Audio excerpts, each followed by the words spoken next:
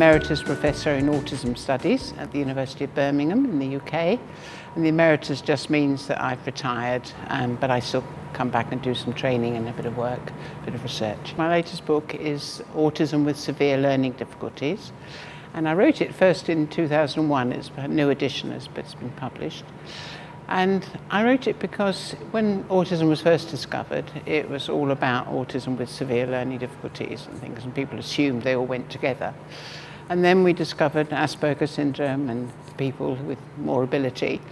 And then that kind of rather took over. So there was a lot about people who, deserved to be represented, but some people who had people in the more disabled range were feeling left out and feeling there was nothing that they could see reflected. So I wrote the book really to address the needs of those children. And it arose out of my experience many, many years ago when I first started an opportunity group, because there was nothing for children with autism in the UK at that time. In fact, they didn't even get health support, let alone education, until they were 7. So children were left at home, or they ended up in institutions, which was terrible.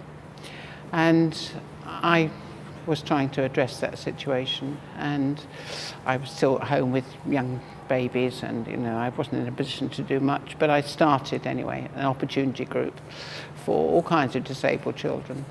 And the things we were doing seemed to work with most of the children. They were very successful. We were all volunteers, but we had training and we worked together well.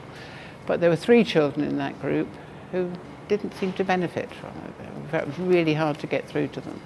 Now, I did psychology as a first degree, but we didn't learn about autism then. And if someone had told me they'd all got the same condition, I'd have thought they were crazy, because they were very, very different. It's very hard for us, neurotypicals, as people with autism call us, to understand how someone is thinking very differently and feeling differently.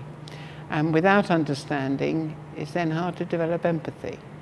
We often accuse people with autism of lacking empathy, but in fact, you can't really have empathy if you don't understand what someone's thinking and feeling. The book's written for parents, teachers, teaching aides, anybody who's working with people who've got autism but also have additional severe either intellectual impairment or learning difficulties, whatever you call it. And it deals with children right from the very early age, young, right through to adulthood. There's certain sections on adulthood, because children with autism grow up to be adults with autism, and we need to cater for their needs, and we need to have that inform our education, so that we are building the blocks for them to make a life, which we hope will be a dignified and a good quality of life.